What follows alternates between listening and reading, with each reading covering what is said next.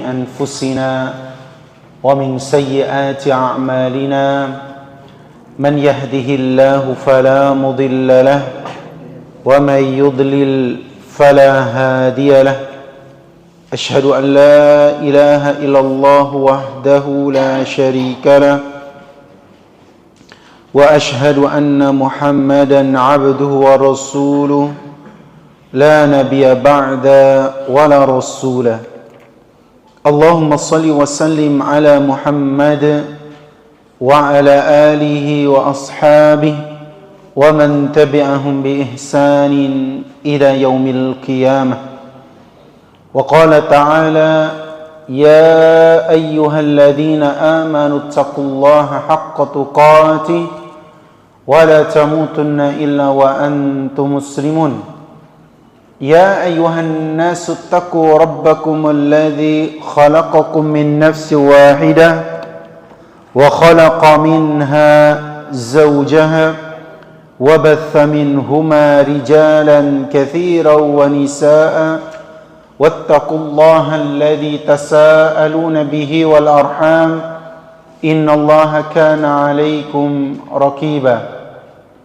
يا أيها الذين آمنوا اتقوا الله وقولوا قولا سديدا يصلح لكم أعمالكم ويغفر لكم ذنوبكم ومن يطع الله ورسوله فقد فاز فوزا عظيما فإن أصدق الحديث كتاب الله وخير الهدى هدى محمد صلى الله عليه وسلم وشر الأمور محدثاتها فإن كل محدثة بدعة وكل بدعة ضلالة وكل ضلالة في النار.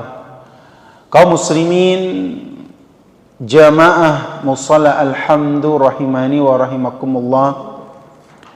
Alhamdulillah di kesempatan di malam hari ini kita bisa berjumpa kembali, berkumpul kembali di majelis yang mulia ini.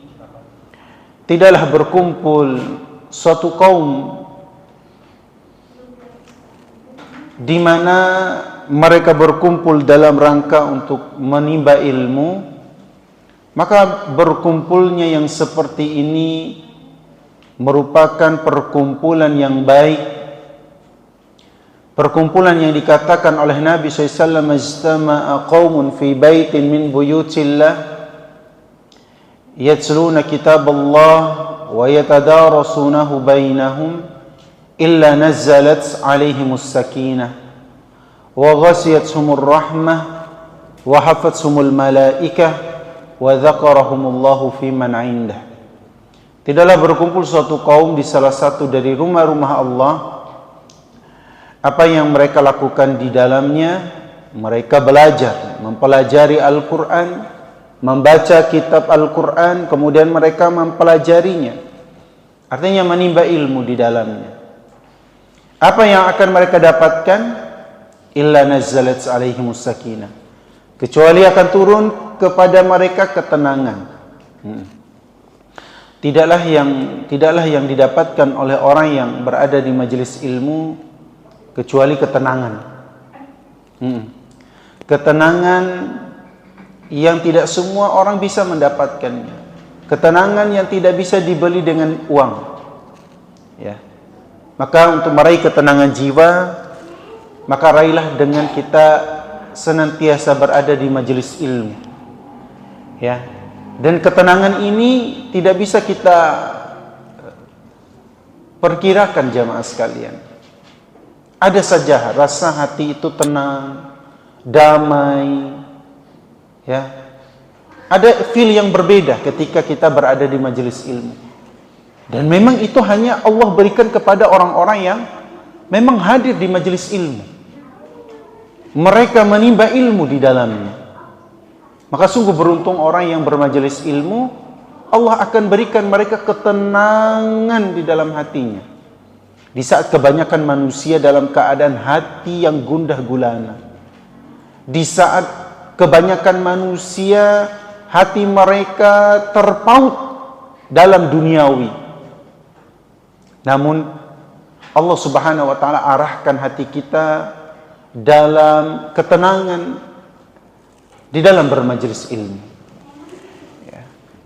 Illa nazzalat alaihimus sakinah wa ghashiyatuhumur rahmah. Selain ketenangan, mereka akan diliputi rahmat, kasih sayang Allah. Makanya jamaah sekalian rahimakumullah, sungguh beruntung orang yang bermajelis ilmu, ya, padahal mungkin mereka punya kesibukan yang lain. Banyak. Mereka sudah punya planning, perencanaan A, B, dan C. Tetapi perencanaan itu jamaah sekalian rahimakumullah, mereka lebih utamakan untuk bermajelis ilmu. Ya. Akhirnya apa? Ketika mereka mengutamakan majelis ilmu, wa ghashiyatuhumur rahmah. Mereka akan diliputi rahmat, kasih sayang Allah. Nah, jadi jamaah sekalian rahimakumullah, selain ketenangan jiwa yang akan diraih olehnya, dan mereka akan mendapatkan kasih sayang dari Allah, kecintaan Allah. Nah, ketika seorang hamba itu sudah mendapatkan kasih sayang, cinta dari Allah, maka tidak ada halangan bagi Allah untuk tidak memberikan sesuatu yang dihajatkan hamba tersebut. Ya. Makanya orang yang bermajelis ilmu di antara orang-orang yang mendapatkan kasih sayang, rahmat di sisi Allah Subhanahu wa taala. Kemudian jamaah sekalian rahimakumullah, mereka juga pun akan mendapatkan keistimewaan. Orang yang bermajelis ilmu itu apa? Wa dzakarahumullahu fi man indah. Nama-nama mereka itu akan disebut oleh Allah di hadapan makhluk-makhluknya yang mulia. Siapa makhluk-makhluk Allah yang mulia? Para malaikat. Disebutkan fulan bin fulan, fulana bin fulan. Disebutkan oleh Allah, diangkat derajatnya. Kenapa? Karena mereka senantiasa berada di majelis ilmu. Kita jamaah sekalian rahimakumullah, nama kita disebutkan oleh presiden di hadapan para pejabat-pejabat, ya. Semua pejabat berkumpul di seluruh Indonesia. Mereka berkumpul di satu tempat, dan orang yang hadir itu adalah orang-orang yang hebat, ya. Kemudian dipanggil nama kita, disebut oleh pimpinan kita, presiden misalnya. Bagaimana perasaan kita dalam perkara itu pun? Maka kita bangganya bukan main jemaah sekalian. Iya.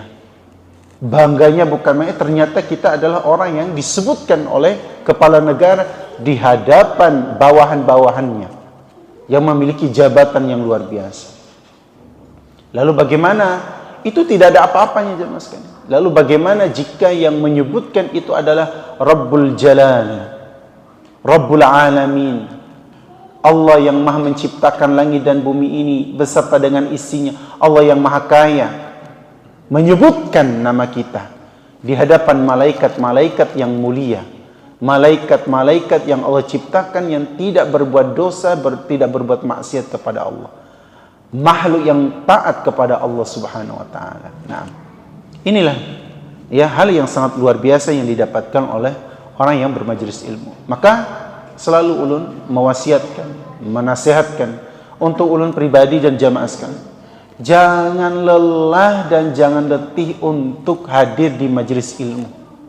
Nah, jangan merasa lelah, uyuh untuk datang ke majelis ilmu. Karena uyuhnya kita letih, lebih baik kita uyuh, letih dalam bermajelis ilmu, dalam menjalankan ketakwaan kita kepada Allah. Karena semuanya itu akan dihitung, dihisab oleh Allah Subhanahu wa taala. Ketimbang kita uyuh dalam hal-hal yang tidak berfaedah. Nah, daripada kita membuang-buang waktu yang enggak ada manfaatnya, maka gunakan waktu kita dalam kebaikan.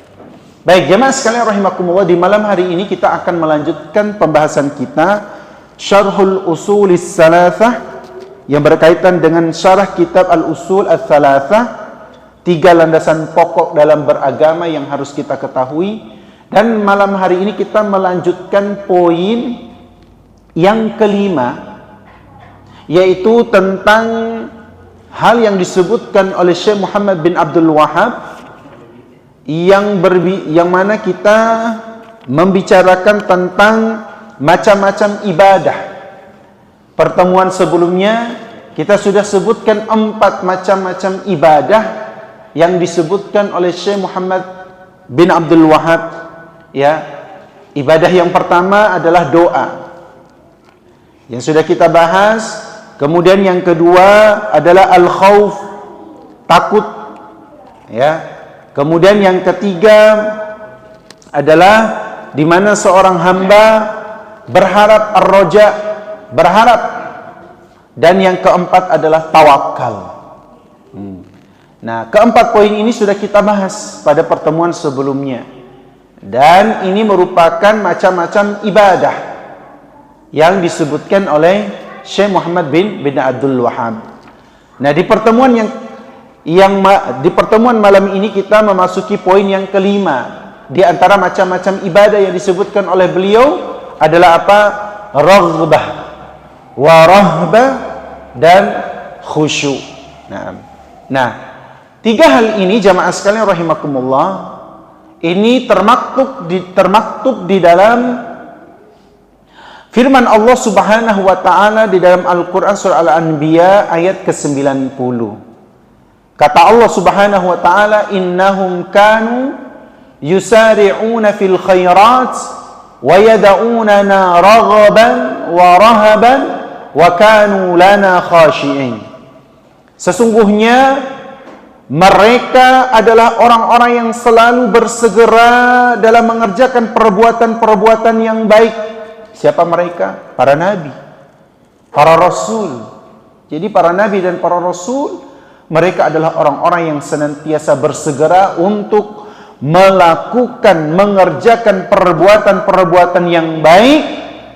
Dan mereka pun juga wayada'unana raghaban wa rahaban.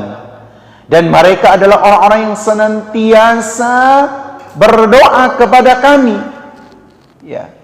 Lihat bagaimana para nabi dan para rasul memberikan contoh yang luar biasa kepada kita. Bagaimana mereka senantiasa berdoa kepada Allah dengan apa? Raghaban wa rahaban. Dengan penuh harap dan cemas. Ya. Wa kanu lana khashiin. Tidak hanya itu, mereka juga termasuk orang-orang yang khusyuk kepada kami. Naam. Di sini jamaah sekalian rahimani wa rahimakumullah, raghbah. Ya, raghbah ini merupakan buah dari ar-raja, berharap. Ya. Yang mana dikatakan oleh Ibnu Qayyim, ya, dikatakan oleh Ibnu Qayyim rahimahullah, al-farqu baina raghbati war-raja anna ar-raja tama'un wa raghbatu talabun fahiya thamaratur raja fa innahu idza raja syai'a talabahu. Disebutkan oleh Ibnu Qayyim rahimahullah tentang perbedaan antara ar-raghbah dan ar-raja. Ar-raja itu jamaah sekalian rahimakumullah memiliki makna tama'un, tamak. Ya, yang berarti sangat berharap. Jadi ar-raghbah itu artinya apa? Ketika seseorang berdoa, maka tidak hanya berupa ucapan, ya Allah saya minta ini itu. Enggak. Tetapi ketika dia berdoa jemaah sekalian, dia sangat berharap sekali doa itu diijabahi. Naam. Ibarat seorang anak yang meminta duit kepada abahnya. Ya kan? Kira-kira anak itu minta duit. Kira-kira dikasih nggak abahnya? Kada. Karena kadida duit. Ya, baik. Nggak ada duit, ya mau kasih apa? Tapi ketika anak itu ulun minta benarlah duit, kadida beisi duit, ulun bla bla bla bla. Nah, akhirnya apa? Anak itu benar-benar dia meminta, kayaknya benar-benar butuh deh. Nah, maka dikasih oleh abahnya. Ya kan? Beda dengan orang yang pertama minta. minta duit dong. Apalagi mintanya dengan cara yang kayak preman misalnya. Duit, bagi duit. Nah, tambahannya nggak dikasih duit, ya kan? Tapi kalau seorang minta dengan penuh harap dan ada tanda-tanda kelihatan dia sangat berharap dan membutuhkan itu semua, pasti orang tersebut akan diberikan. Ya seperti seseorang lah, ketika dia ada sesuatu yang dia inginkan, dia minta kepada bosnya, dipuji-puji bosnya, ini itu dan sebagainya, sampai luluh hati bosnya untuk memberiakannya. Nah, itu bagian dari termasuk daripada adab-adab ketika seseorang berdoa minta sama Allah. Nah, jadi itu. Jadi ar-raghbah itu bermakna ar-raja, yang memiliki makna sangat berharap, minta benar. Apa yang dia hajatkan, apa yang dia harapkan itu benar-benar diharapkan untuk dikabulkan oleh Allah Subhanahu wa taala, ya.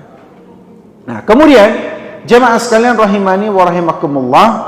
Nah, di sini juga ayat ini pun menjelaskan tentang, ya, bahwasanya ayat ini menyebutkan tentang 4 ibadah sekaligus, yaitu surah Al-Anbiya ayat 90 ini, ya. Jadi ayat ini, surat ini, Allah menyebutkan 4 ibadah sekaligus. Apa 4 ibadah sekaligus tersebut, jamaah sekalian rahimani wa rahimakumullah? Yang pertama yaitu doa. Ya. Doa adalah ibadah. Kemudian yang kedua adalah raghbah. Berharap. Ya, doa yang dia minta, ibadah doa yang dia minta sama Allah, dia berharap agar itu dikabulkan oleh Allah. Raghbah. Kemudian rahbah. Apa rahbah? Cemas. Ya. Cemas. Dan yang ketiga adalah khusyuk. Jadi di dalam surat ini, ayat ini, Allah menyebutkan 4 ibadah sekaligus, yaitu doa, raghbah, rahbah, dan khusyuk.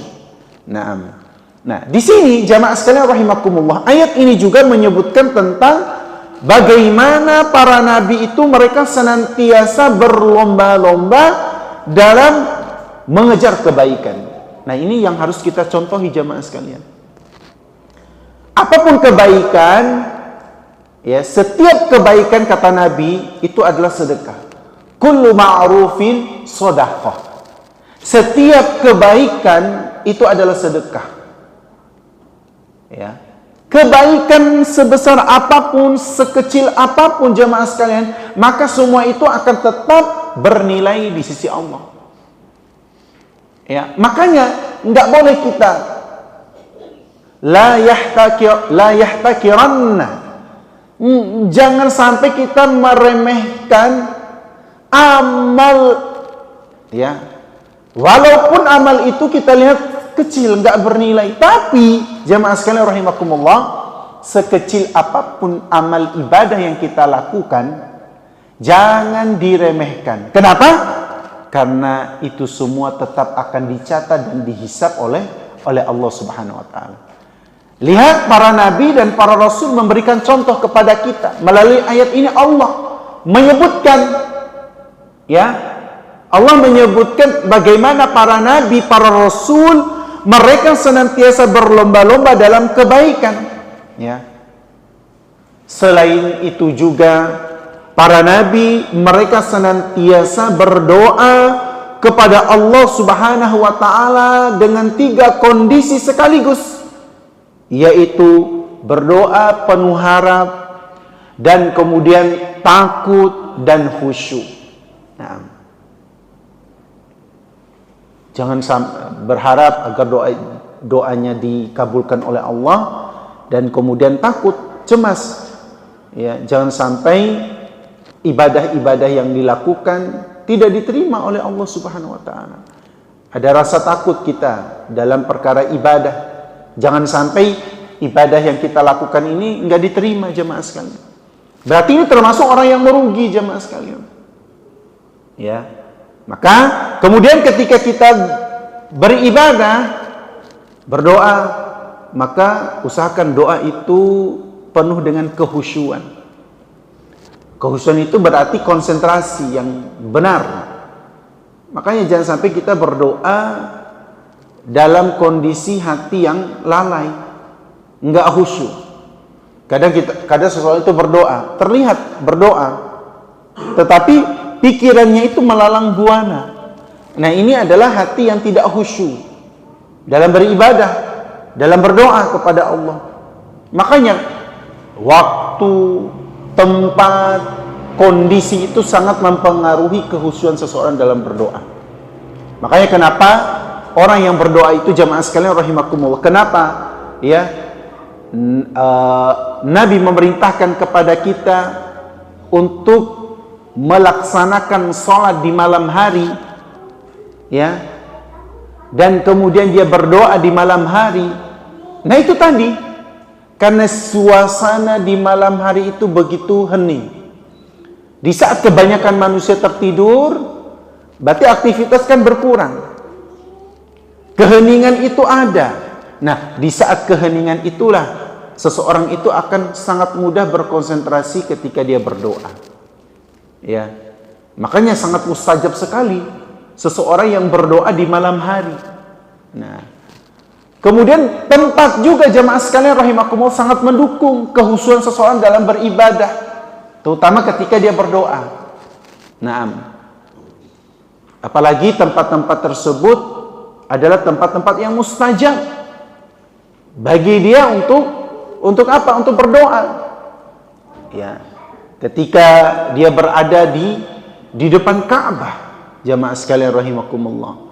Ya, tempat yang mana bagi dia bermunajat kepada Allah Subhanahu wa taala, maka dia akan meraih kehusyuan di sana. Nah, waktu juga pun demikian. Nah, selanjutnya jamaah sekalian rahimani wa rahimakumullah.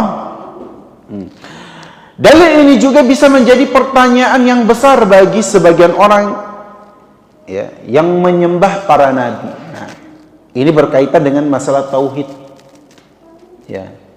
Ayat ini juga menerangkan kepada orang-orang yang menyembah para nabi, ya, yang beribadah kepada para nabi.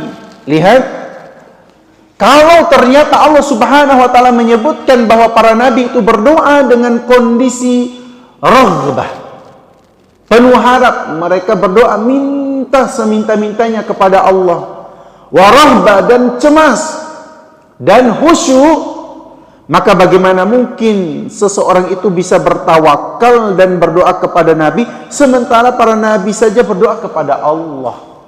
Ya. Artinya apa? Nih, peringatan bagi orang-orang yang berdoa dan meminta kepada selain Allah. Apalagi orang-orang yang meminta, berdoa, beribadah kepada nabi. Ya. Maka lihat bagaimana nabi saja meminta, berdoa, berharap hanya kepada Allah. Nah, maka di sini adalah suatu hal yang batil, ya, jika seseorang bermunajat meminta kepada nabi. Nah, kepada nabi saja tidak boleh jamaah sekalian rahimakumullah, apalagi selain daripada nabi.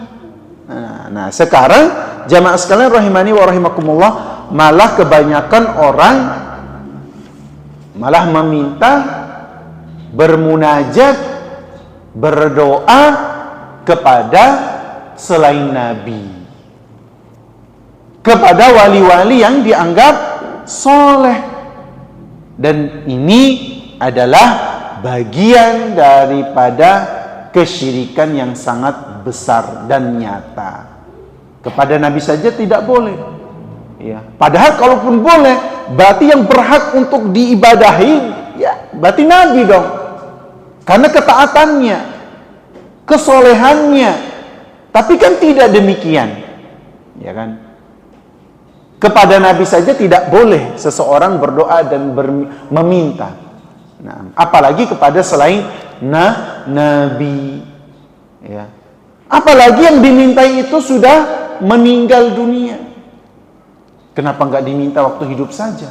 Iya kan? Kenapa di saat dia mati? di saat dia meninggal. Nah, tentu lihat bagaimana tipu daya iblis itu sungguhlah besar, jamaah sekalian. Ya. Nah, jadi ini berkaitan dengan ibadah yang kelima. Bagaimana ya seseorang itu ketika dia berdoa, maka berdoalah kepada Allah dengan penuh harap. Makanya kalau kita doa jamaah sekalian, ya harus berkonsentrasi. Nah, harus berkonsentrasi. Kemudian berharap ibadah itu, doa yang kita panjatkan itu diterima. Kemudian ada juga rasa kekhawatiran, kecemasan dalam rasa takut pada diri kita. Ya, rasa takut kepada Allah Subhanahu wa taala misalnya, ya. Atau rasa takut yang menyebabkan kita akan semakin dekat dengan Allah Subhanahu wa taala. Nah, takut dengan siksaan Allah Subhanahu wa taala yang menyebabkan kita semakin mendekat kepada Allah, semakin mengikuti syariat-syariat dan tuntunan Allah dan Rasulnya Shallallahu Alaihi Wasallam. Nah, kemudian poin yang keenam, di antara ibadah-ibadah yang disebutkan oleh Syekh Muhammad bin Abdul Wahab adalah al-khasyah, rasa takut. Naam, atau al-khauf, al-khasyah, rasa takut. Al-khasyah ini adalah rasa takut yang dibarengi dengan ilmu. Naam.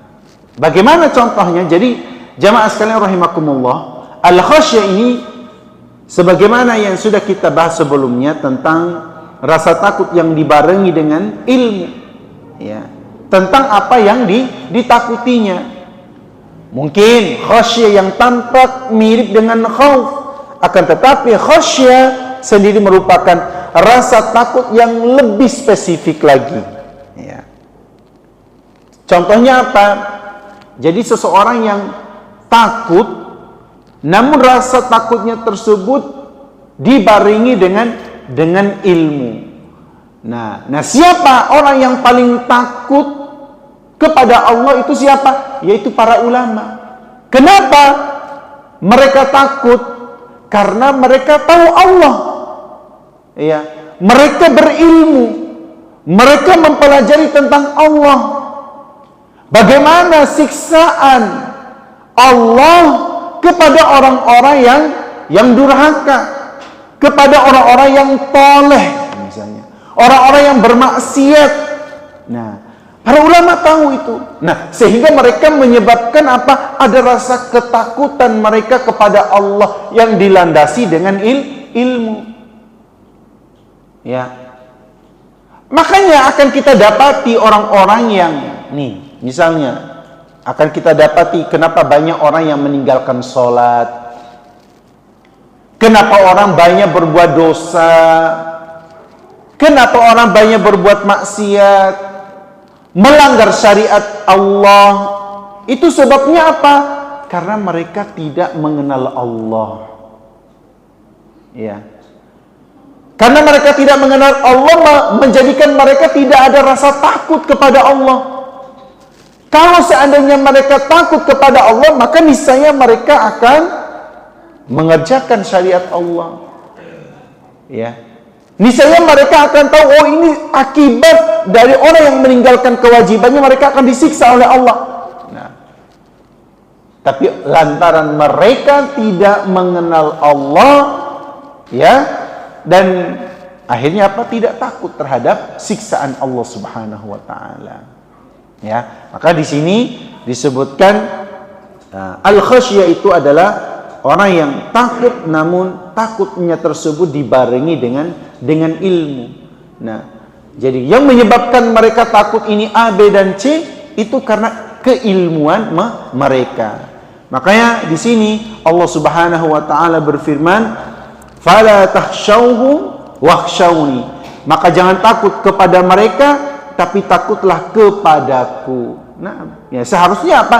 Rasa takut itu, ya, kita persembahkan kepada Allah. Bukan takut kepada makhluk-makhluk yang diciptakan oleh Allah Subhanahu wa taala. Padahal makhluk tersebut pun juga mereka tidak tahu bagaimana keadaan dan kondisi mereka sendiri.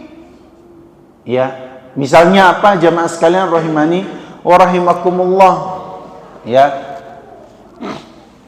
Seseorang, nah ini sudah kita bahas ya pada pertemuan yang lalu tentang al-khauf. Ya.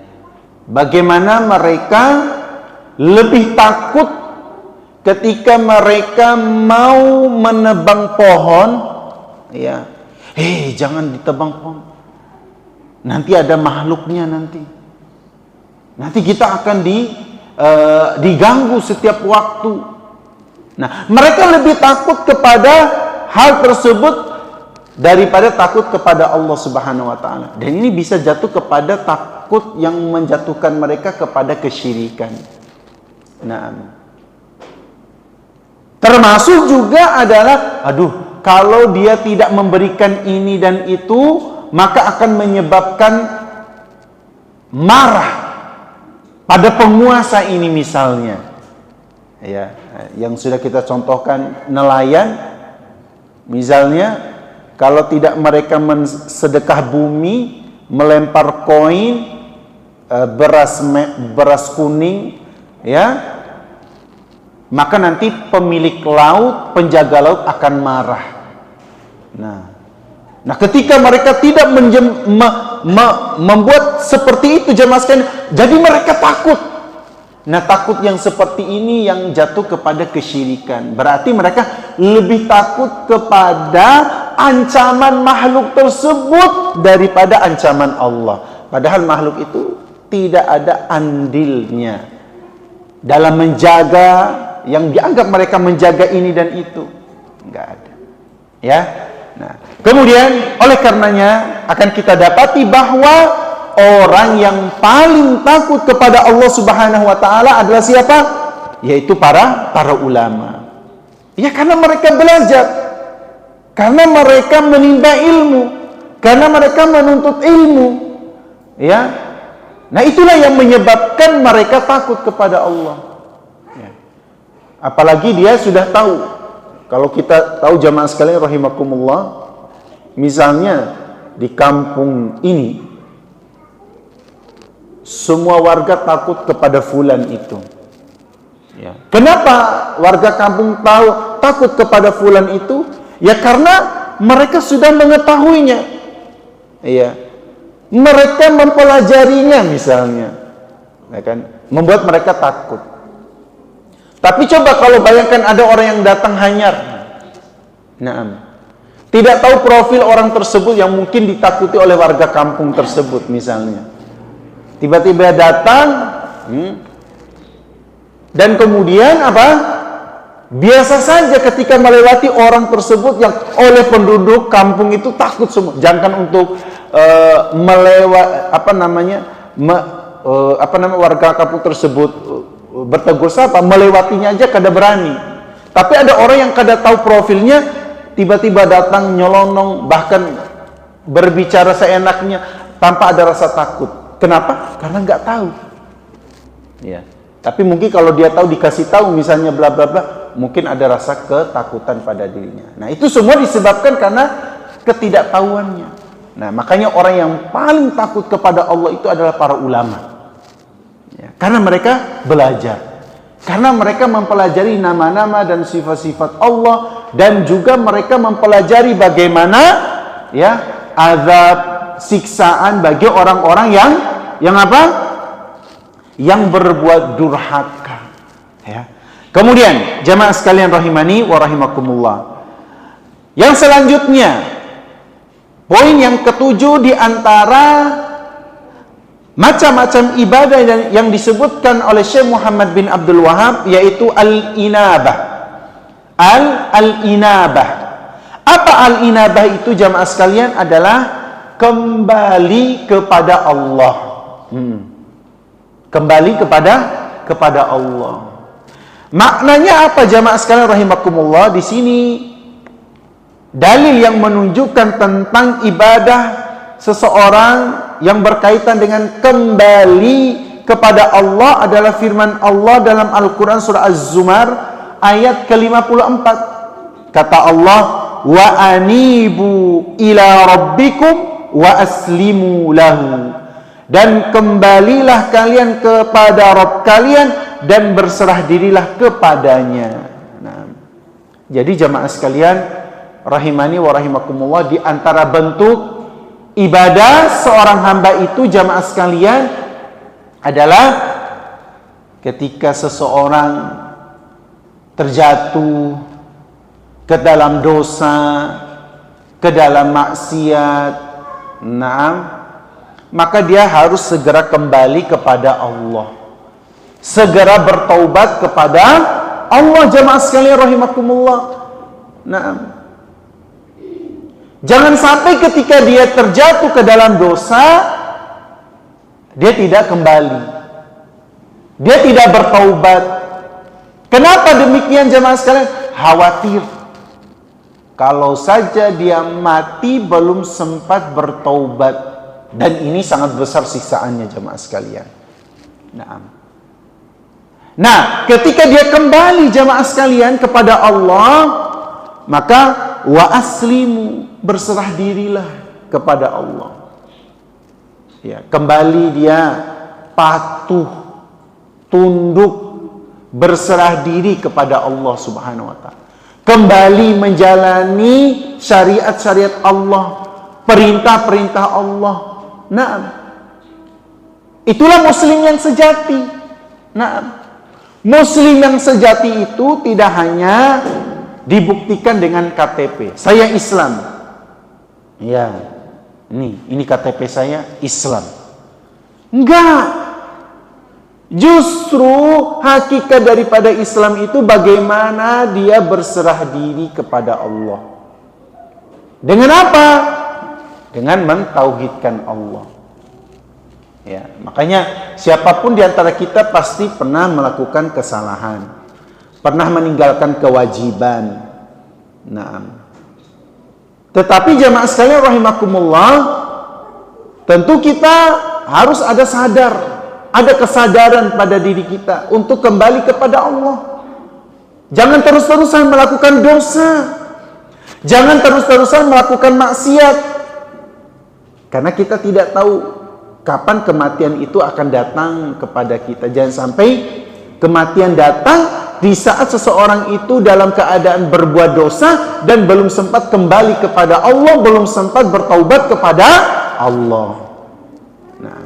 Maka jadilah muslim yang kafah, ya, muslim yang sempurna, muslim yang sempurna dalam menjalankan syariat Allah.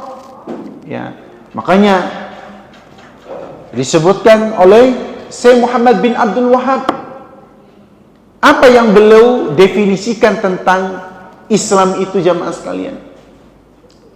Al-Islam apa? Al-Islam huwal al-istislamu lillahi bitauhid. Yaitu dia berserah diri.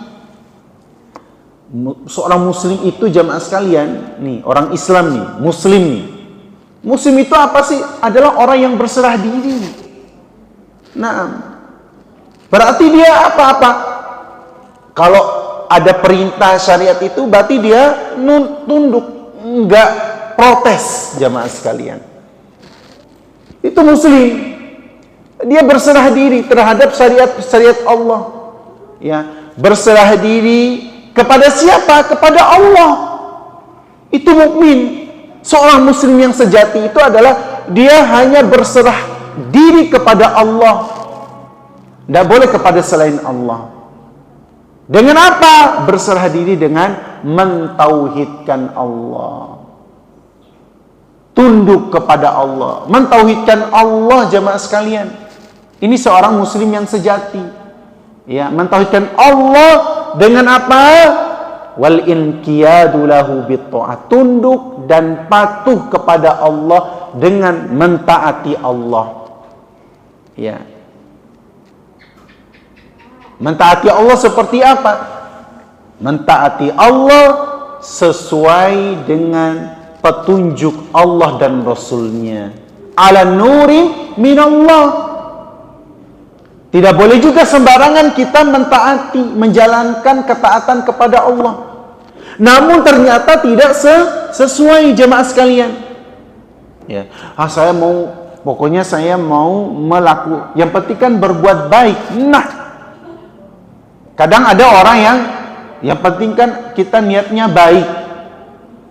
Tetapi niat yang baik itu tidak cukup jika prakteknya tidak dibenarkan. Makanya kenapa orang-orang Nasrani itu dikatakan sesat, jamaah sekalian? Karena mereka, jamaah sekalian rahimani wa rahimakumullah, mengamalkan suatu ibadah yang tidak didasari dengan ilmu. Ya. Hanya berbekal keyakinan saja, dengan niat ini saja. Niatnya baik kok. Tapi caranya caranya salah. Sama seperti ini. Niat saya mau memperbaiki mata. Ya, supaya mata ini bisa terlihat dengan jelas. Nah, maka dia tahu bahwasanya wortel itu bisa, ya, vitamin yang ada di wortel itu bisa membantu, ya, penyembuhan pada mata. Nah sekarang, terus bagaimana caranya agar mata itu bisa sembuh, terlihat jelas melalui wortel? Oh, gampang. Caranya dengan mencolokkan wortel ke matanya langsung, misalnya. Nah kan ini sesat, jamaah sekalian. Bukan tambah baik, malah tambah rusak. Nah itu pentingnya ilmu. Ya. Makanya kan orang makan wortel itu kan, ya, harus dia tahu wortel itu baik untuk mata. Ya. Vitaminnya yang terkandung di dalamnya itu baik untuk mata, jamaah sekalian. Tapi terus bagaimana caranya supaya benar-benar wortel itu baik untuk mata? Ya dengan cara apa? Dipotong-potong, dimasak, ya kah? Kemudian dimakan. Nah, bukan langsung ditusuk ke mata. Nah, berarti kan itu caranya yang salah. Nah, bagaimana supaya benar? Ya itu tadi, belajar sehingga tidak tersesat. Nah, kemudian jamaah sekalian rahimani wa rahimakumullah. Jadi seorang muslim itu dia kembali kepada Allah dengan dia berserah diri kepada Allah, dengan mentauhidkan Allah, tunduk dan patuh kepada Allah, ya, tunduk dan patuh kepada Allah Subhanahu wa taala dengan mentaati Allah. Dan tidak kalah penting jamaah sekalian, muslim yang sejati itu apa? Wal bara'atu minasyirki wa ahli. Dia berlepas diri dari melakukan perbuatan kesyirikan dan juga pelaku-pelaku kesyirikan. Ya, maka nggak boleh kita jamaah sekalian, sudah jelas berbuat syirik, termasuk berlepas diri dari pelaku kesyirikan. Orang-orang yang melakukan kesyirikan harus kita jauhi jamaah sekalian. Ya, bukan malah didekati, apalagi sampai mendukung perbuatan mereka. Nggak boleh jemaah sekalian. Ikut andil dalam kegiatan-kegiatan kesyirikan mereka, nggak boleh jemaah sekalian. Ya, apapun kegiatan yang mengandung kesyirikan nggak boleh. Ikut meramaikan, memeriahkannya, nggak boleh seperti itu. Ya, apalagi nih sekarang di akhir-akhir tahun nih, ya, merayakan tahun baru. Ya, hatta sekedar dia mau makan-makan, ya, ini mumpung malam tahun baru, ayo kita makan-makan di luar. Sama, nggak boleh. Nah, nggak boleh jamaah sekalian. Ini malam tahun baru, ayo kita makan-makan, cari makan. Nggak boleh. Itu sama saja dia merayakannya. Lain kisah kalau dia memang rapat, kebetulan dia lapar di malam tahun baru dan dia mau makan, memang niat mau makan aja, bukanan. Nah itu beda. Ya, tapi sebaiknya jamaah sekalian rahimakumullah, meskipun kita niat bukan untuk malam tahun baru, Maka ulun nasihatkan jamaah sekalian, sebaiknya kada usah keluar. Nah, penasaran Ustaz mau lihat? Gak usah. Nggak ada faidahnya. Nah, apalagi perayaan-perayaan seperti itu adalah perayaan yang jelas bukan diajarkan dalam Islam. Ya. Makanya ulun nasihatkan buhan pian, sampaikan juga kepada kekanakan. Karena bisa jadi jatuh kepada kesyirikan. Karena itu perayaan-perayaan yang tidak diajarkan di dalam Islam dan bisa mengandung kesyirikan kepada Allah. Ya. Ya. Kecuali keluar dalam memang kebutuhan. Tapi kalau nggak ada, sudah di dalam rumah saja. Apalagi sampai mengucapkan selamat tahun baru, ya nggak boleh. Apalagi dibarengi dengan mengucapkan ucapan kekufuran. Nah, yang tidak boleh diucapkan oleh seorang muslim. Ya, selamat mengucapkan hari raya agama tertentu misalnya, dibarengi dengan perayaan hari tahun baru, nggak boleh. Jamaah sekalian, ini semua sesuatu yang diharamkan di dalam agama kita. Nah, ini seorang muslim itu tadi, wal bara'atu minasyirki wa ahli. Nah, berlepas diri dia, jaga diri dia, jauhkan dirinya dari hal-hal yang mengandung kesyirikan kepada Allah dan juga para pelaku-pelaku kesyirikan. Ya, nah ini nasihat kita buat pian sabarataan. Ya, apalagi nanti di malam tahun baru, sudah guring aja di rumah. Ya, guring. Nah, daripada menghadiri perayaan-perayaan tersebut yang tidak ada contohnya, bahkan itu mengandung kekufuran. Baik, kemudian yang selanjutnya adalah di antara ibadah yang diajarkan, yang di antara macam-macam ibadah yang disampaikan oleh Syekh Muhammad bin Abdul Wahab adalah al-isti'anah. Ya, apa al-isti'anah? Meminta pertolongan kepada Allah. Nah, ini di sini banyak sekali orang-orang yang terjatuh kepada kesyirikan, meminta pertolongan kepada selain Allah. Padahal jamaah sekalian, hafizakumullah, padahal seseorang kita ini sering membaca doa, membaca surat, yang mana tidak sah sholat seseorang jika tidak membaca surat ini. Surat apa? Surat apa? Al-Fatihah, yang bunyinya iyyaka na'budu wa iyyaka nasta'in. Nah, lihat, ya Allah, hanya kepadamu kami beribadah. Berarti berkonsekuensi apa? Enggak boleh, enggak ada Tuhan-Tuhan lagi. Enggak ada sesembahan-sesembahan selain Allah. Yang mana di sini iyyaka. Iyyaka. Kalau kita belajar tafsir tentang surat ini jemaah sekalian, maka akan banyak sekali faidah yang kita dapatkan. Di dalam ayat ini menunjukkan bahwasanya hanya kepadamu. Ya. Berarti nggak ada yang lain jemaah sekalian. Na'budu, hanya kepadamu ya Allah kami beribadah. Nggak ada sekutu bagi Allah jemaah sekalian. Ya. Hanya kita menyembah Allah, nggak ada menyembah selain Allah. Kemudian wa iyyaka nasta'in, dan hanya kepadamu lah ya Allah kami meminta pertolongan.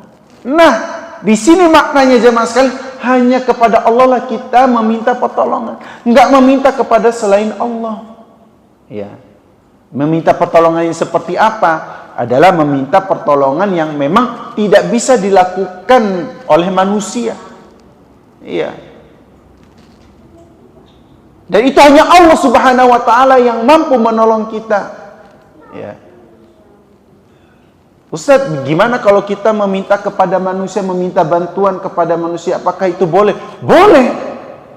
Ya, pertolongannya seperti apa dulu misalnya? Ya. Kalau kita minta tolong ambilkan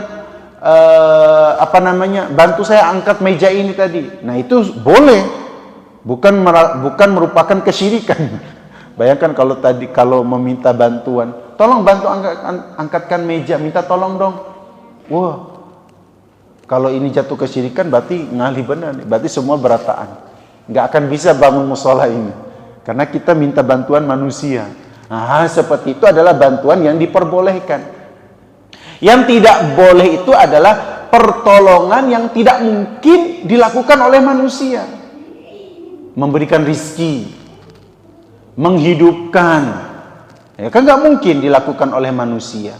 Dan itu hanya semata-mata Allah yang mampu menolong kita, menghindarkan kita dari bala siapa? Ya Allah.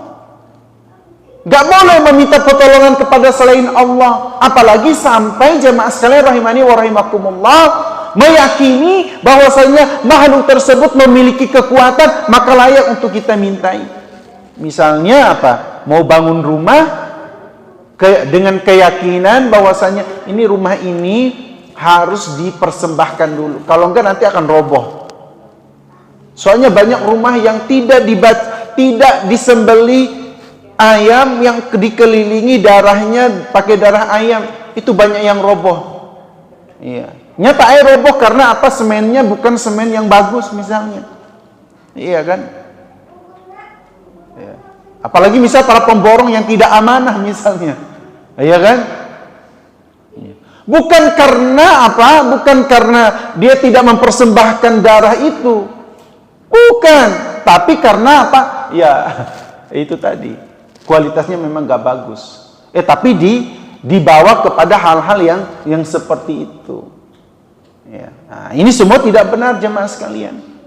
Ya, semua ini tidaklah benar. Maka satu-satunya jalan bagi seorang mukmin itu adalah hanya meminta kepada Allah pertolongan. Ya. Baik. Kemudian jemaah sekalian rahimakumullah, bahkan Nabi SAW juga pun mengingatkan kita kepada di dalam sebuah hadisnya, wa idasta'anta fasta'in billah. Ya. Jadi apabila kalian meminta tolong, maka minta tolonglah kepada Allah. Inilah hakikat seorang mukmin itu. Kalau dia dalam keadaan susah, dalam keadaan terhimpit, ya, maka kita punya Allah jamaah sekalian. Apa kesusahan kita? Apa kesulitan kita jamaah sekalian? Kita punya Allah. Tinggal kita angkat tangan, minta sama Allah. Salat, munajat kepada Allah, minta kepada Allah. Nah, tapi kadangkala ada manusia yang tidak sabar.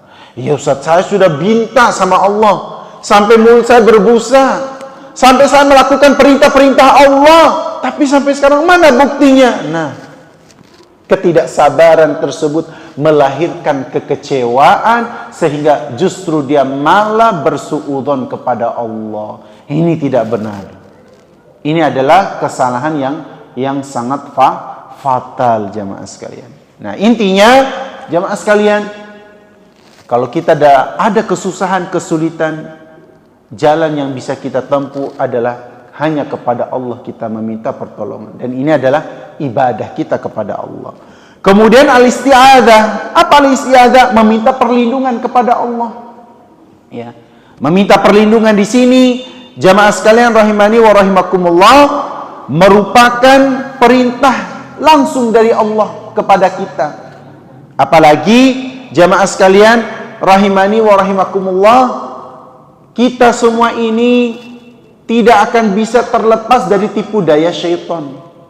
Ya. Depan kita, belakang kita, kanan kita, kiri kita, bahkan di bawah kita ini, ya, itu akan siap diterkam oleh syaitan. Iya. Hatta di majelis ilmu pun juga jemaah sekalian, masih saja syaitan itu datang dalam mengganggu kita. Nah, di saat orang ibadah saja ganggu. Ya, makanya kalau kita sholat, ya, kalau kita sholat, apa yang kita lakukan jemaah awal kali kita sholat? Kita beristi'adzah, a'udzubillahi minasyaitonirrajim. Supaya apa? Supaya tidak diganggu oleh syaitan di saat sholat. Tapi ternyata di saat sholat malah kita tidak khusyuk. Nah, padahal lagi sholat. Apalagi di luar sholat, lebih-lebih lagi. Maka disinilah seorang muslim itu meminta perlindungan kepada Allah Subhanahu wa ta'ala agar dijaga oleh Allah supaya kita tidak termasuk orang-orang yang masuk ke dalam perangkat syaitan dan tipu daya syaitan. Ya, makanya di sini Allah berfirman memerintahkan kepada kita, "Qul a'udzu birabbil falaq." Ya, katakanlah aku berlindung kepada Rabb yang Maha menguasai waktu. Kemudian, "Qul a'udzu birabbin nas." Katakanlah aku berlindung kepada Rabb-nya manusia, yaitu Allah. Nah, jadi ketika ada seseorang yang beristi'adzah meminta perlindungan kepada Allah, maka pasti Allah akan memberikan perlindungan kepadanya. Tapi masalahnya, jika ada seseorang yang meminta perlindungan kepada selain Allah, misalnya kepada siapa jemaah? Ada seseorang yang meminta perlindungan kepada selain Allah. Berarti misalnya pada siapa? Meminta kepada siapa? Meminta kepada siapa selain Allah? Meminta perlindungan kepada selain Allah apa? Meminta kepada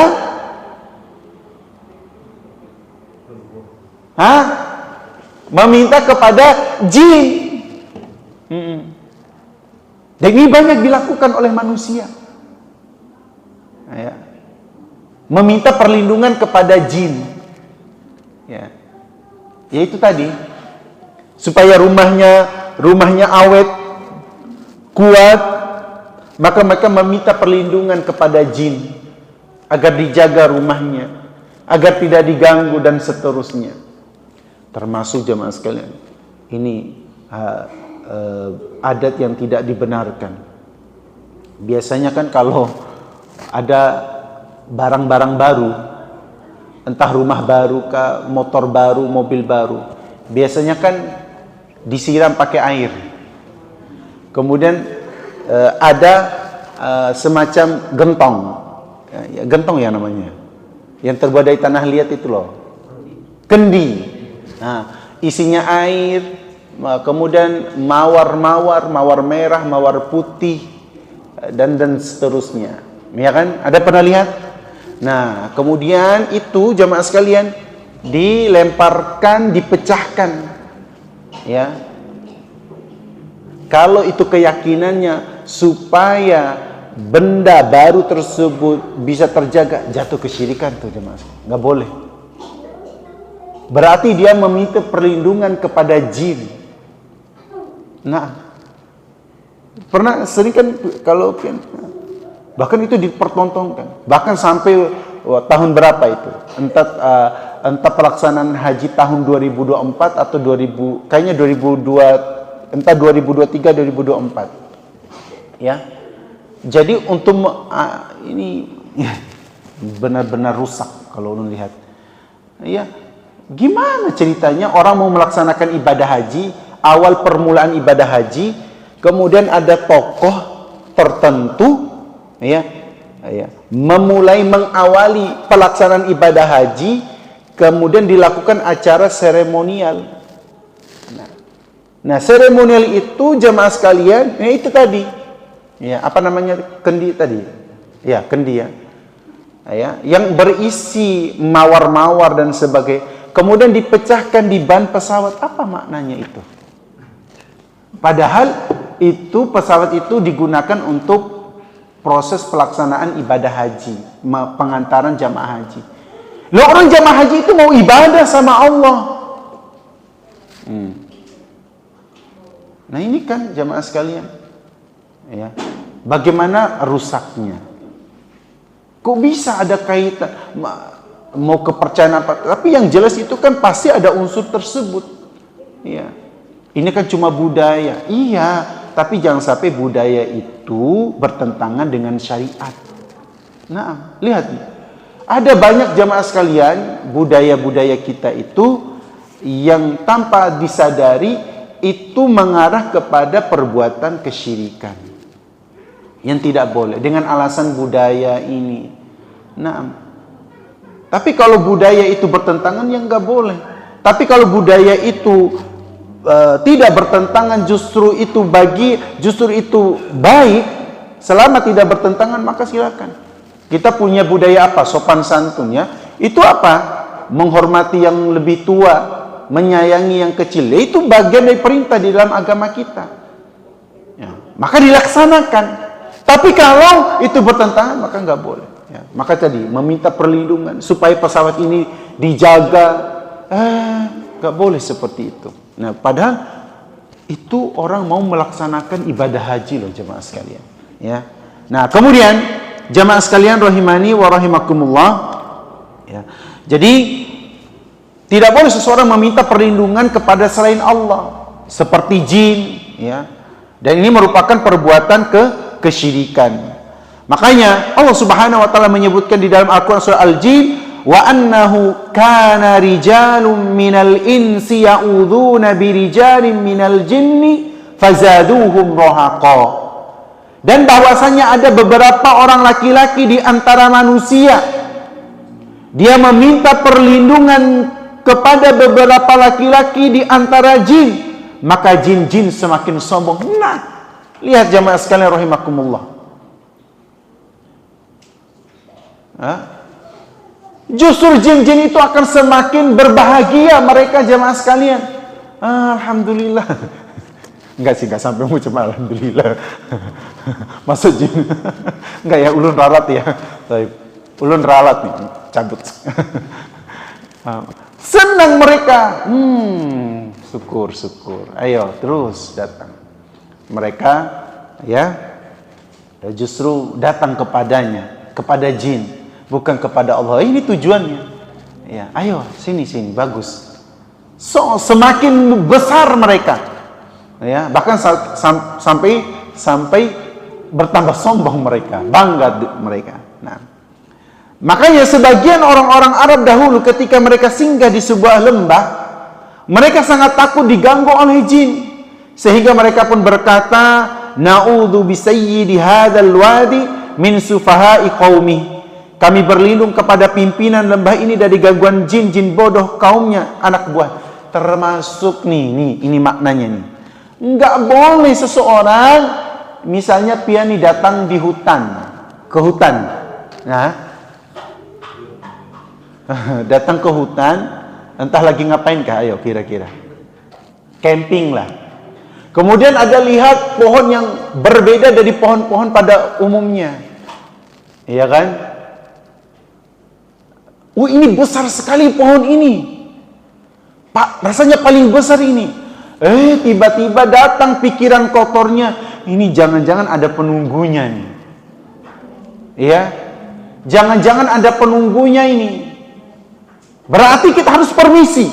Permisi, Mbah.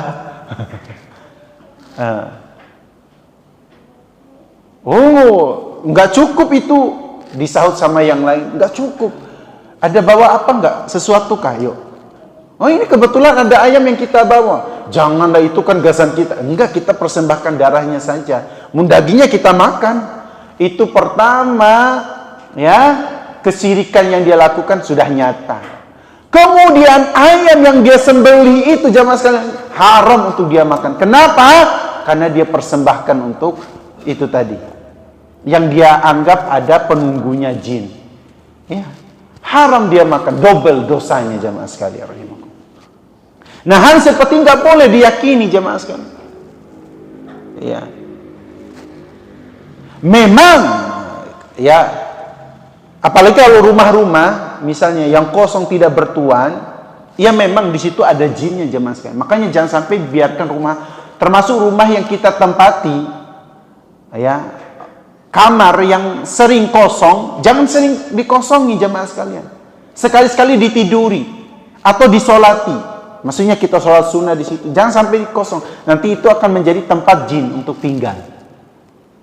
Tapi apakah lantas kita ketika ada jin, lantas kita langsung apa? Jamaah sekalian rahimakumullah, berbuat syirik misalnya. Permisi ya jin, ya. Akhirnya melakukan ritual-ritual tertentu. Enggak. Cukup sholat di dalam kamar tersebut, cukup tidur di kamar tersebut, bisa mereka akan pergi. Iya. Tanpa harus ada melakukan ritual-ritual tertentu. Nggak ada faidahnya, justru datang semakin dosa, ya, semakin jatuh kepada kesyirikan, ya. Nah, jadi ini jamaah sekalian rahimani wa rahimakumullah, poin yang ke-9 isti'adzah meminta perlindungan kepada. Ingat, kita hanya meminta perlindungan kepada Allah, bukan kepada syaitan, bukan kepada jin, ya. Apalagi jamaah sekalian rahimani wa rahimakumullah, kepada makhluk-makhluk yang sama sekali tidak memiliki andil terhadap penciptaan langit dan bumi ini. Kemudian ulun mau selesaikan di malam ini, tinggal 12 poin, ya. Harus kuat. Ya. Mun ngantuk silakan pian berwudu. Baik. Mun ngantuk silakan pian minum. Insyaallah. Mun ngantuk boleh pian berpush up di sini. Bismillah. Iya, nanggung benar kalau ulun ini sudah 10 ulun sampaikan, ya. Nih, masuk ke poin 10. Di antara ibadah, macam-macam ibadah yang disebutkan oleh Syekh Muhammad bin Abdul Wahab, yang selanjutnya poin ke-10 adalah al-istighatsah. Ini. Apa al-istighatsah jamaah sekalian? Meminta pertolongan kepada Allah dalam kondisi yang genting. Nah, istighatsah namanya. Ya, ini banyak disalahgunakan oleh kaum muslimin. Ya. Jadi al-istighatsah memiliki makna meminta pertolongan kepada Allah dalam kondisi yang sangat genting sekali. Ya. Nah, istighatsah di sini berbeda dengan isti'anah, jamaah sekalian. Karena istighatsah di sini adalah meminta tolong kepada Allah dalam kondisi yang sangat genting. Kalau isti'anah tidak, jamaah sekalian, ya, tidak dalam kondisi genting, darurat enggak. Tapi kalau istighatsah, di mana seseorang itu meminta pertolongan kepada Allah di saat dia benar-benar membutuhkan pertolongan itu, ya, sebagaimana yang disebutkan di dalam Al-Quran. Surah Al-Anfal ayat ke-9. Id tastaghithuna rabbakum fastajaba lakum. Ya. Di dalam Quran surah Al-Anfal ayat ke-9, apa kata Allah? Ingatlah, ya. Ingatlah ketika kamu memohon pertolongan kepada Rabbmu, lalu diperkenankannya bagimu. Yaitu jamaah sekalian rahimakumullah, yaitu ketika Nabi Muhammad sallallahu alaihi wasallam dalam kondisi genting, ya, ketika pada saat perang Badar, ya, itu perang Badar itu jamaah sekalian adalah perang pertama kali yang dilakukan oleh pasukan kaum muslimin kepada pasukan orang-orang kafir. Itu peperangan pertama dalam sejarah Islam. Dengan jumlah pasukan cuma 300-an, sedikit jamaah sekalian, melawan ribuan pasukan. Kira-kira kalau dalam hitungan matematika siapa yang menang? Orang banyak pasti. Tapi subhanallah, di sini Nabi beristighatsah kepada Allah, meminta pertolongan kepada Allah dalam kondisi seperti itu pun, kondisi genting. Berkat istighatsah tersebut, ya, pasukan kaum muslimin mengalami kemenangan yang besar. Semuanya itu terjadi begitu saja? Enggak. Semua itu atas pertolongan Allah yang Allah berikan kepada pasukan kaum muslimin. Nah, itu hakikat istighatsah. Nah, meminta perlindungan, pertolongan kepada Allah dalam kondisi yang sangat genting. Nah, dan ini menjadi perhatian kita jamaah sekalian, karena banyak sekali orang-orang yang terjerumus dalam kesyirikan berkaitan dengan permasalahan istighatsah ini. Nah, karena apa jamaah sekalian rahimakumullah? Hal tersebut disebabkan karena ada sebagian para dai, ya, yang mengajarkan agar orang-orang beristighatsah kepada para wali-wali ketika dalam kondisi genting.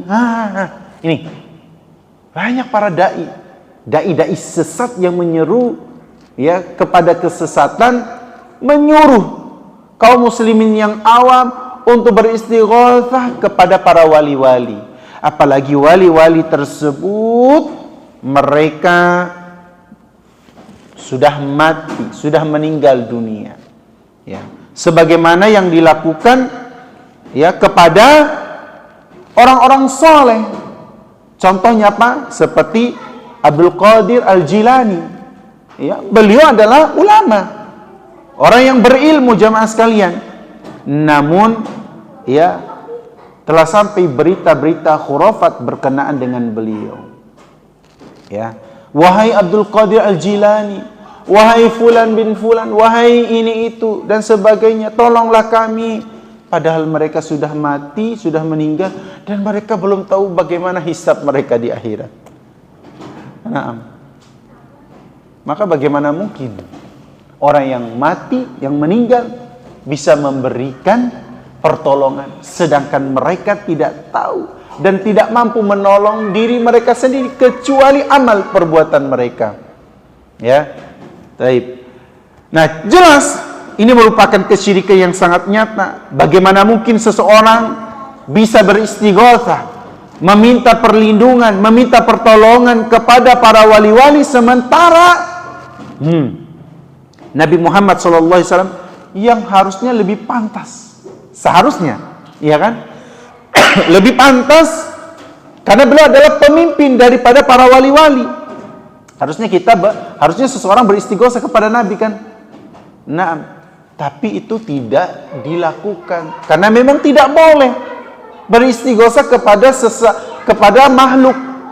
Tetapi kita harus beristighatsah, meminta pertolongan dalam kondisi gentingnya kita hanya kepada Allah Subhanahu wa taala, ya. Dan biasanya hal-hal seperti ini dilakukan oleh para sufi. Nah, oleh para sufi. Mereka melakukan cerita-cerita khurafat, ya, sehingga membuat para pengikut mereka itu percaya kepada kewalian A, B, dan C. Melahirkan apa? Melahirkan perbuatan yang tercela, beristighatsah kepada selain Allah, dan ini merupakan kesyirikan yang nyata. Kemudian yang ke-11, adzabahu, di antara macam-macam ibadah yang dijelaskan oleh Syekh Muhammad bin Abdul Wahab, yaitu menyembelih. Menyembelih adalah salah satu ibadah yang harus dilakukan oleh seorang muslim, dan itu hanya dipersembahkan kepada Allah, nggak boleh kepada selain Allah. Ya, man dzabaha li ghairillah faqad kafara au asyraka. Nah, siapa yang menyembelih, ya, bukan karena Allah, maka dia jatuh kepada kekufuran, jatuh kepada kesyirikan. Nah, makanya nggak boleh seseorang kalau mau menyembelih berkurban selain Allah, maka ini jatuh kepada kesyirikan. Bahkan ya Allah melaknat, kata Nabi SAW, la'anallahu man dzabaha li ghairillah. Allah melaknat siapa yang menyembelih bukan karena Allah. Ya, contoh kasus tadi, dia meminta perlindungan, pertolongan kepada selain Allah dengan cara mempersembahkan darah ayam. Ya, nah itu tidak boleh. Ya. Nah, kemudian juga termasuk ketika merayakan Idul Adha. Jangan sampai seseorang menyembelih hewan dengan niat bukan karena Allah, termasuk niat karena riya, ingin dipuji. Oh, masya Allah, Pak Haji berapa pian manukan? Ya alhamdulillah sudah 1000 ekor. Alhamdulillah. Mungkin ulun yang terbanyak. Nah ini gaul. Ya. Tapi ulun ini memang benar-benar karena Allah. Yang ngapain juga disebutkan tadi, ya, terbanyak itu sudah masuk ke dalam kategori riya. Ya. Apalagi Ya alhamdulillah. Ya. Pas diumumkan, ya, hamba Allah telah menyumbangkan 100 ekor sapi, 1000 ekor domba. Bukan, Masya Allah, luar biasa itu hamba Allah itu. Itu aneh itu.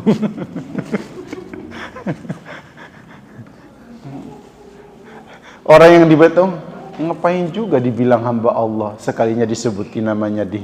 Nah, ini bukan lagi hamba Allah. Bilang aja Haji Supardin.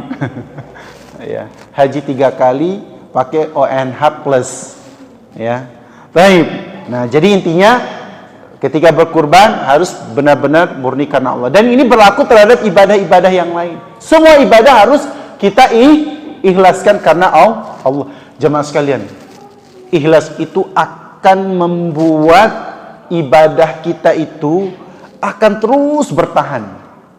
Termasuk nih ulun sampaikan, kalau kita benar-benar ikhlas dalam menjalankan agama ini, maka dia akan selalu konsisten pada diri kita. Termasuk jamaah sekalian, nih ulun sampaikan, termasuk orang yang mengamalkan sunnah Nabi. Mungkin pian ini nyata benar jamaah sekalian. Mungkin pian akan mendapati saudara kita, ya Ustaz, itu sudah enggak lagi hadir di majelis ilmu. Ini Ustaz, ulun sudah enggak lihat lagi dia celana cingkrang. Padahal dulu cingkrang benar Ustaz. Nah sekarang jenggotnya sudah kadida lagi. Padahal dia selalu merawat jenggotnya untuk panjang, mengamalkan sunnah Nabi, memanjangkan jenggot. Wah, ini kadida lagi Ustaz melihat. Bahkan sudah bersih, cukur bersih. Nah, kinclong. Iya. Padahal inyanya yang memamai kami dulu. Mana jenggotnya? Ya. Itu sebabnya kenapa bisa demikian jemaah. Karena dia tidak ikhlas menjalankan sunnah Nabi. Iya. Gak ikhlas celana cingkrang, gak ikhlas memanjangkan jenggot. Ini baru sebagian. Makanya jemaah sekalian, kalau kita mau ibadah kita continue, bertahan, istiqomah, harus ikhlas jemaah sekalian. Iya. Ikhlas itu apa sih jemaah sekalian? Benar-benar kita murni menjalankan agama itu. Benar-benar kita melaksanakan perintah Allah itu dari lubuk kita yang paling dalam. Naam. Termasuk misalnya ibu-ibu. Ibu-ibu. Ya. Ya. Kenapa bisa ibu-ibu misalnya lihat ke kawannya, nah dulu jilbab besarnya. Nah, jilbab panjang. Wah, ini kali lagi berjilbab. Seksi pulang di sana. Nah, berarti dia apa jamaah sekalian? Tidak melaksanakan menutup auratnya itu bukan karena Allah. Ya. Makanya kalau kita mau bertahan dalam menjalankan agama kita ini jamaah sekalian, kata kuncinya ikhlas lillah. Ya. Murni kita menjalani itu karena Allah. Kita mengharapkan balasan dari Allah. Itu baru agama kita akan istiqomah. Kita akan lebih cinta. Ya, makanya jemaah coba pian perhatikan kekawanan tuh. Sudah kada berjenggot lagi, sudah kada cingkrang. Itu karena itu tadi enggak ikhlas berarti menjalankannya. Makanya kalau kita mau konsisten istiqomah harus ikhlas dan bangga terhadap sunnah Nabi. Kemudian yang ke-12 yang terakhir, alhamdulillah terakhir. Alhamdulillah terakhir, namun bercabang. Baik. Terakhir yaitu nazar, an-nadharu. Yaitu apa? Nazar yaitu dia bersumpah atas nama Allah untuk melakukan sesuatu. Nah, artinya apa? Jemaah sekalian, dalam beribadah itu termasuk bersumpah. Maka bersumpah itu harus dengan menyebut nama Allah. Gak boleh demi kedua orang tuaku, bahkan demi Nabi, demi Rasulullah, gak boleh jemaah sekalian. Nah, ini sering ulun dengar nih. Ya, demi Allah, demi Rasulullah gak boleh. Demi Allah saja. Nah, ini ulun sering dengar nih di bubuhan Banjar nih. Ya, iya demi Allah, demi Rasulullah nggak boleh. Demi cukup demi Allah. Ya, tidak boleh kita bersumpah dengan selain nama Allah. Hatta Nabi pun gak boleh. Ya. Jadi kalau kita mau bersumpah, bersumpahlah hanya dengan menyebut nama Allah. Ya, kalau bersumpah itu ada 3 ya. Apa yang pertama? Bersumpah. Bersumpah dengan nama Allah itu dengan apa? Yang pertama apa? Ayo. Hah? Wallahi. Kemudian kedua? Hah? Tallahi. Yang ketiga? Billahi. Jadi kalau kita mau bersumpah dengan nama Allah, wallahi, wallahi, tallahi, billahi. Tapi kalau ada yang bersumpah benar lillahi ta'ala, nggak ada tuh. Ini yang sering kita dengar kan? Ya, lillahi ta'ala enggak. Tapi 3 ini. Ya. Baik. Jadi nazar itu bersumpah atas nama Allah untuk melakukan sesuatu, seperti seseorang yang berkata, ya Allah, jika engkau berikan aku kelulusan, maka aku akan bersedekah. Berarti dia bernazar, bersumpah. Tapi ingat, bersumpah itu sesuatu yang diperbolehkan. Jangan sampai bernazar sesuatu yang tidak mungkin dia bisa melakukannya. Apa contoh bernazar atau bersumpah yang nggak mungkin dia untuk melakukannya? Apa kira-kira? Misal dia berjanji nih, kalau saya lulus tes pegawai negeri, maka saya akan bernazar untuk berjalan kaki sejauh 500 km. 500 km dekat nggak ya? Jauh ya? Kalau satu, Balikpapan, dari sini ke Balikpapan. oh dari sini ke Balikpapan. Nah kira-kira dia mampu nggak melakukannya? Jalan kaki? Mampu nggak? Mampu ya. Nggak beristirahat. Ya. Nah nazar seperti ini jangan sampai, karena tidak akan mungkin dia bisa melakukannya. Apalagi dia bernazar sesuatu yang tidak ada syariatnya. Kalau saya menang ini, misalnya, kalau saya menang lulus ini, saya akan membagikan minuman keras kepada kalian. Ya. Nggak boleh seperti itu, ya. Taib. Atau perkataan, ya Allah, kalau aku dapat rezeki dari sini, aku akan berangkatkan haji kedua orang tuaku. Nah, kalau ini bisa nggak? Insya Allah bisa. Ya. Terus kalau nggak bisa, kalau nggak bisa, makanya di sini perlunya ketika seseorang bernazar, lihat dia kira mampu atau tidak. Ya. Kalau dia mampu, ya silahkan tunaikan. Kalau tidak mampu, nah itu yang harus dia pikirkan. Ya. Kemudian jamaah sekalian rahimakumullah, jadi hal-hal seperti ini, seperti nazar, merupakan bagian dari sumpah. Oleh karenanya, ketika nazar itu tidak dikerjakan, maka kafaratnya sama dengan kafarat sumpah. Ya, baik. Jadi jamaah sekalian rahimani wa rahimakumullah, ulun bacakan di sini. Jadi nazar ini hanya untuk Allah, dan tidak boleh seseorang bernazar kepada selain Allah, seperti nazar kepada para wali dan yang lainnya, karena bernazar kepada selain Allah adalah perbuatan syirik. Naam. Jadi jamaah sekalian rahimani wa rahimakumullah, inilah ke-12 poin. Ya, ke-12 poin yang disebutkan oleh Syekh Muhammad bin Abdul Wahab berkenaan dengan macam-macam ibadah. Ya, sebab banyak juga ibadah-ibadah yang lainnya. Mudah-mudahan ini menjadi bermanfaat bagi kita semua. Jadi pada intinya jamaah sekalian rahimakumullah, contoh-contoh ini, ya, contoh-contoh ibadah yang sudah kita sebutkan tadi, ya, sebagaimana yang disebutkan oleh Syekh Muhammad bin Abdul Wahab, maka perlu kita ketahui bahwasannya di awal kaidah yang beliau sampaikan pada pembahasan ini, bahwasanya yang namanya suatu ibadah, perhatikan, yang namanya suatu ibadah yang dalam arti kata selama, ya, ada dalil yang menerangkan tentang ibadah tersebut, kalau ada dalilnya, ya, Jadi kalau ada dalil yang menjelaskan tentang ibadah tersebut, maka jamaah sekalian rahimakumullah, ingat, ibadah itu tidak boleh dipersembahkan kepada selain Allah. Dengan catatan ibadah tersebut ada dalil yang menjelaskannya, ya. Seperti doa sampai nazar itu, ya. 12 poin itu. Dari poin pertama doa sampai terakhir nazar, ini kan semua sudah kita jelaskan. Ada dalilnya, ada perintahnya.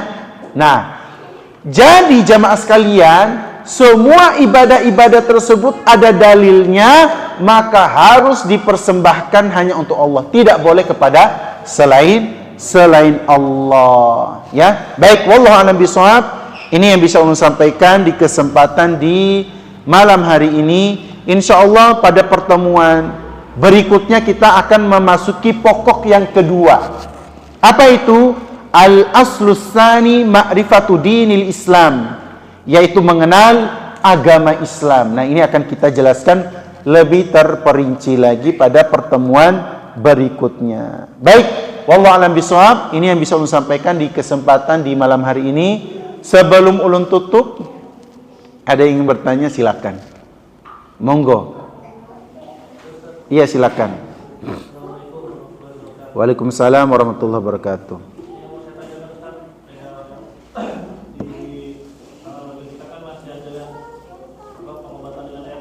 Iya. Baik, jamaah sekalian rahimani wa rahimakumullah, hal-hal yang seperti itu tidak ada contohnya, ya. Justru, tapi kalau median air boleh jamaah sekalian, pakai media air untuk kesembuhan boleh, seperti air zam-zam, ya. Air zam-zam itu jamaah sekalian, bahkan sebelum kita minum, kita diperintahkan untuk membaca doa. Doanya, Allahumma inni as'aluka ilman nafi'an wa rizqan wasi'an wa shifaan min kulli da'in. Nah, apabila itu dilakukan oleh kita sendiri tanpa memerlukan orang lain, ya. Dan kemudian jika dilakukan oleh orang lain, ada jaminan nggak yang dia baca itu adalah bacaan yang benar? Nggak ada jaminan jamaah sekalian rahimani wa rahimakumullah. Makanya kalau kita mau berdoa dan menggunakan media air, boleh juga selain air zam-zam, air ini pun juga bisa.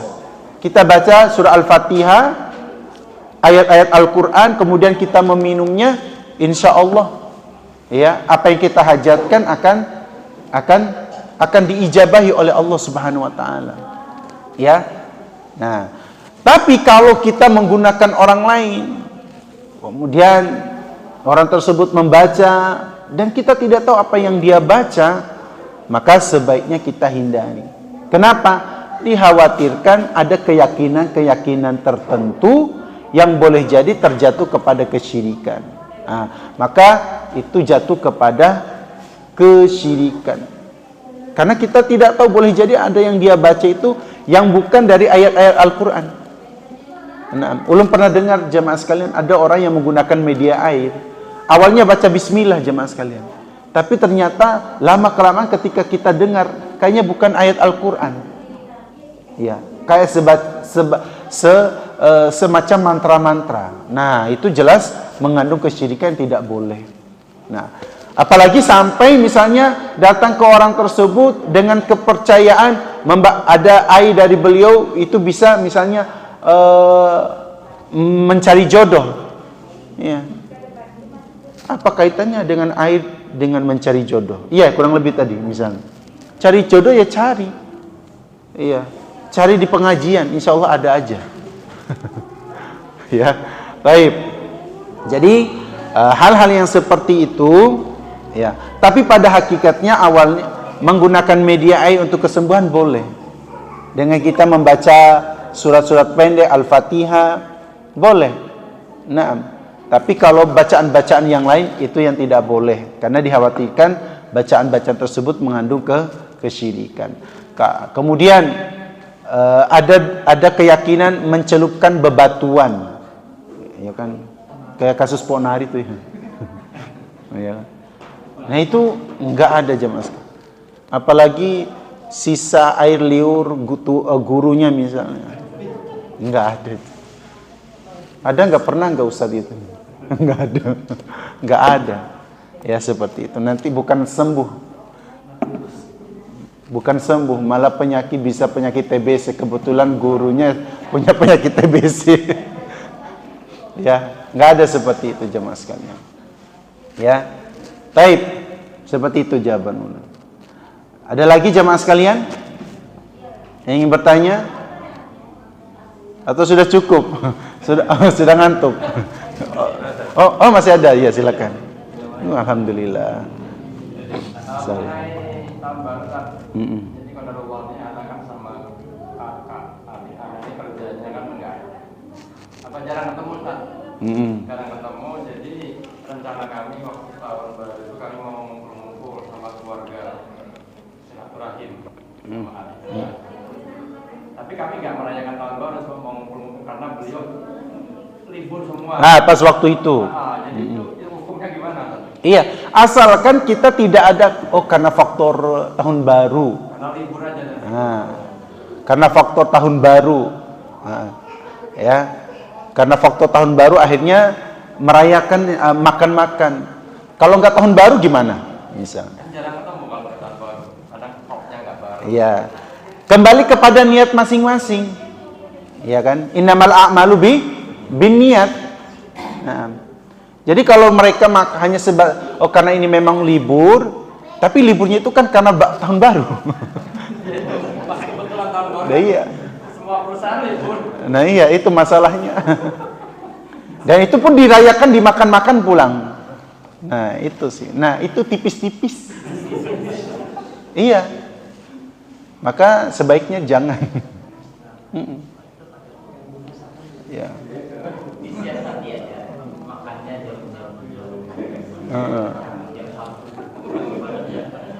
Kayak gitu. Tipis-tipis itu. Iya. Kan besoknya bisa atau setelahnya kayak gitu.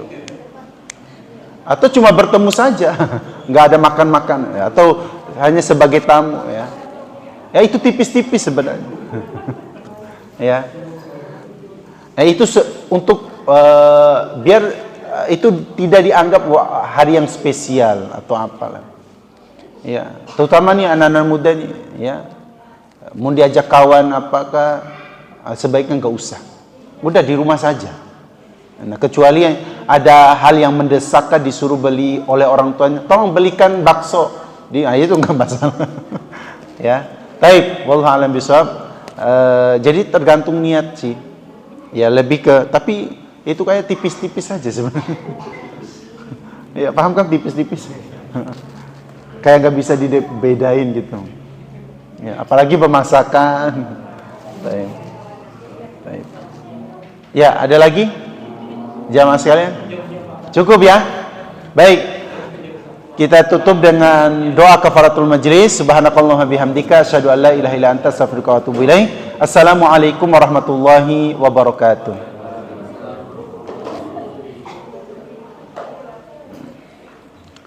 Lumayan